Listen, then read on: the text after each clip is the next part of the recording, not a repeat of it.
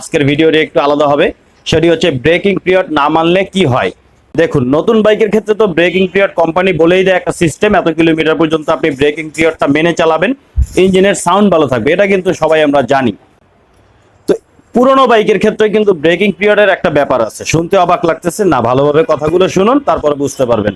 পুরোনো বাইকে যখন ইঞ্জিনকে রিপেয়ারিং করা হয়, নতুন করে যখন ইঞ্জিনটাকে বাঁধানো হয় বা ইঞ্জিনে কাজ করানো হয়, সম্পূর্ণ পার্টসগুলো যখন চেঞ্জ করা হয়, তখন কিন্তু বাইকের ইঞ্জিনটি নতুনের মতোই হয়ে যায় এবং পারফরমেন্স কিন্তু নতুনের মতোই চলে আসে।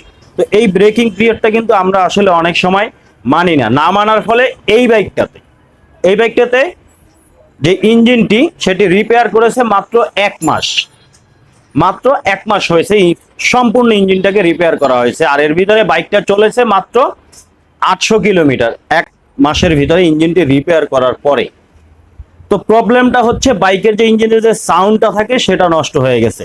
তো যার বাইক, যিনি বাইকটি চালান, আমি তাকে জিজ্ঞেস করেছিলাম যে সত্যি সত্যি বলবেন, পার্সোনাল রিকোয়েস্ট করেছিলাম, তিনি সত্যি সত্যিই বলেছেন যে ব্রেকিং পিরিয়ডটা তিনি ঠিকভাবে মেনটেন করেননি, যার ফলে ইঞ্জিনের সাউন্ড নষ্ট হয়েছে। তো কি কি নষ্ট হয়েছে সাউন্ডটা আপনাদেরকে শোনাবো, যাতে পরবর্তীতে আপনার বাইকে যদি এই ধরনের সাউন্ড আসে তাহলে আপনি শর্টকাটে বুঝতে পারবেন যে প্রবলেমটা কোথা থেকে আসতেছে। ইঞ্জিনের কানেক্টিং রড, টাইমিং চেইন, এই জিনিসগুলোর বেশি ক্ষতি হয়ে গেছে এবং বাইকটি প্রচন্ড হিটও হয় এখন। কারণ হচ্ছে যে ক্লাস প্লেট বডিটাও নষ্ট করে ফেলেছে। এবং এখানে আরেকটি জিনিস, যেটা ব্রেকিং পিরিয়ডের সময় তিনি এই বাইকটি অন্য আরেকজনকে দিয়েছিলেন। যেমন নিজের জিনিস অন্য কাউকে দিলে কিন্তু আপনি নিজে যেরকম যত্নটা করবেন বাইকের, অন্য কারো হাতে গেলে তিনি কিন্তু ওই যত্নটা করবেন, এটা স্বাভাবিক যে কোনো কাউকে যদি আপনি বাইকটি চালাতে দেন। তো এই নতুন অবস্থায় ইঞ্জিনটি রিপেয়ার করার পরে, যেহেতু অন্য আরেকজনকে চালানোর জন্য দিয়েছিলেন, তিনি হয়তো জানতেন না এরকম কিছু একটা হবে। তো এর কারণেই যখন মানে গিয়ার শিফটিংটা অনেক দেরি করে করেছেন, আরো অনেক সমস্যা আছে, যার ফলে ইঞ্জিনের সাউন্ডটা নষ্ট হয়ে গেছে। ইঞ্জিন রিপেয়ার করার পরে রিং পিস্টন কানেক্টিং একটু জ্যাম থাকে, ফ্রি হতে 1500-2000 কিলোমিটার সময় নেয়, যেগুলো মেকানিক ভাই আমরা দিয়ে থাকি সময়।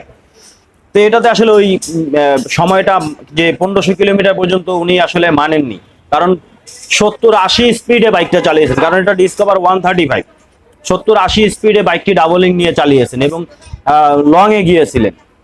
তো যাই হোক, ওভারঅল সবকিছু মিলেমিশিয়ে কিন্তু আসলে বাইকটিতে সমস্যা। আমি এখন আপনাদেরকে সাউন্ডটা শোনাবো, যাতে আপনারা বুঝতে পারেন আপনাদের বাইকের কখনো যদি এ ধরনের সাউন্ড আসে কোথা থেকে আসে, যে কানেক্টিং রডের সাউন্ডটা কেমন হয় এবং টাইমিং চেনের সাউন্ডটা কি ধরনের হয়। এই দুটি সাউন্ড আপনাদেরকে আজকে ক্লিয়ার করে দিবে, এখানে খেয়াল করবেন। তো আমি বাইকটাকে স্টার্ট দিয়ে কাছের থেকে আপনাদেরকে সাউন্ডটা শুনিয়ে দিচ্ছি। তো দেখুন, বাইকটা আমি স্টার্টে রেখেছি, কাছের থেকে ক্যামেরাটা আপনাদের কাছে দিয়ে নিয়ে দেখাই। এই যে দেখুন, এই সাউন্ডটা শুনুন, ভালোভাবে খেয়াল করুন। এই যে টিক টিক টিক টিক সাউন্ডটা পাচ্ছেন, এটা হচ্ছে কানেক্টিং রডের।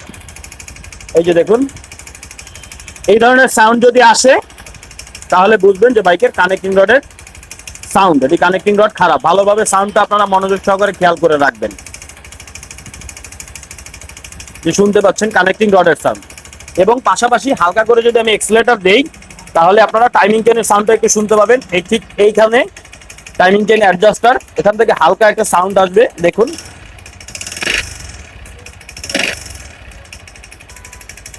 মোটামুটি এখন আবার ইঞ্জিনটাকে খুলে আবার আগের মতোই সবকিছু চেঞ্জ করতে হবে, কিছু কিছু পার্টস ছাড়া। এছাড়া অন্য পার্টসগুলো চেঞ্জ করতে হবে। টাইমিং চেন ক্যামব্রোকারের সমস্যা দেখা দিয়েছে এবং ক্লাস প্লেট বাটি, যেহেতু নতুন হাতে চালাতে দিয়েছিল, ক্লাস প্লেট বাটিটাও খারাপ হয়ে গেছে, ক্লাস প্লেট বাটিটাও চেঞ্জ করতে হবে। আপনাদেরকে বলি, নতুন বাইক অথবা পুরান বাইক হোক, যখন ইঞ্জিন রিপেয়ার করবেন বা নতুন বাইক যখন আপনারা কিনে নিয়ে আসবেন, তখন অবশ্যই ব্রেকিং পিরিয়ডটা মেনে চালাবেন বাইক। তা না হলে এই ধরনের বিপদের সম্মুখীন কিন্তু আপনি হবেন।